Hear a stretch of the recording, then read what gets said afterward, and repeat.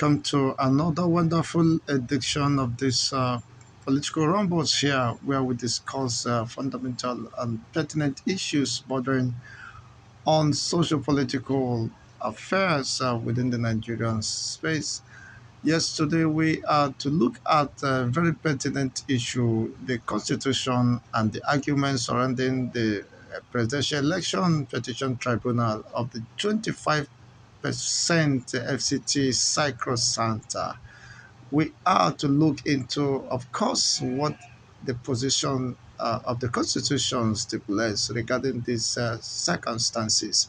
And in a situation where the Constitution is in loggerheads or in this discrepancy with any other opinion held, the Constitution has the overriding, of course, influence over whatever might be the public or personal opinion or legal counsel's submission regarding this position and affirmation of the Constitution. The Constitution is supreme law of the land and should, of course, be upheld, regardless of anyone's social or political affiliations or interests or status as the case may be. The presidency and the Constitution. Let's see what the Constitution stipulates. And we will also make reference, of course, to other nations' democratic process and how it's been applied as the provisions of the Constitution recognizes or demands. Constitution is the fundamental or supreme law of the land, and nobody can circumvent or suppress it regardless of social status. Anything short of that could throw a nation into anarchy. For instance, American president is crafted on electoral college system. You might win a popular vote and still would not be American president if you didn't win in electoral college points, which is usually 270. If you recall, Hillary Clinton won the popular vote with more than 5 million votes over Donald Trump, but Trump was made the president because he won more electoral college points that, than Clinton. Do you take note of that? It is fundamental.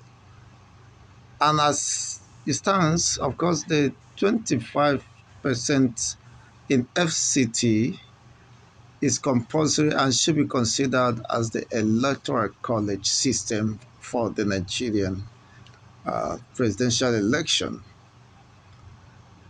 All this, okay, people arguing senselessly, trying to interpret constitution differently from the purported intent, must desist from that bull crap.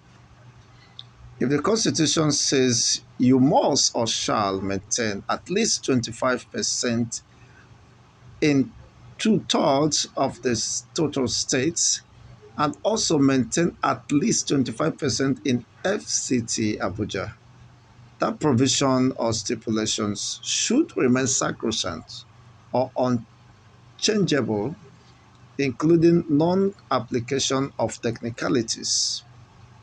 It is very fundamental to take note of. All this, the court moves saying that article came second and OB came third, are not but garbage as sections. Whether you receive popular votes, you must satisfy all the constitutional requirements to emerge as president. No shortcuts about it. It is very fundamental. No shortcuts. No bending of rules to favor anyone. The judges must be impartial and must be seen and perceived to have served justice. And no human being is above the supreme law of the land, which is the Constitution.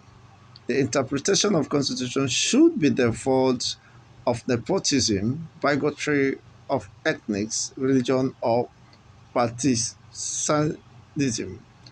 or partisanship.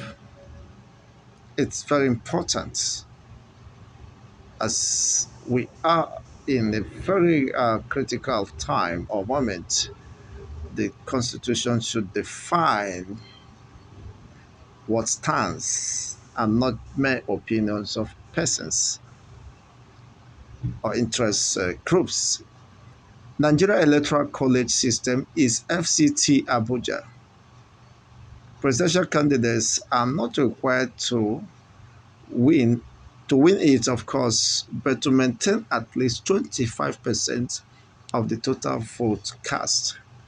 That 25% vote maintenance is sacrosanct regardless of popular vote received. On this, of course, I round off with my submission. I want to know what is in your mind, and of course, hear from you what you is your own opinion via the comment section. Do you agree with this position of the Constitution that it remains sacrosanct? Candidates are not just expected to win the FCT, but at least to maintain that 25% of the total vote cast, which means it is sacrosanct that you must meet that constitutional requirement before you could be declared legitimately and constitutionally the president of Nigeria. On this, I will want to leave you, of course, to make your submission at the comment section. Until the next edition, please don't forget to subscribe if you've not done so.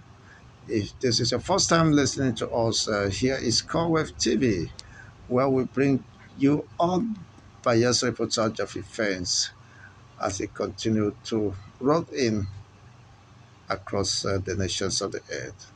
Remain blessed until the next edition. Bye.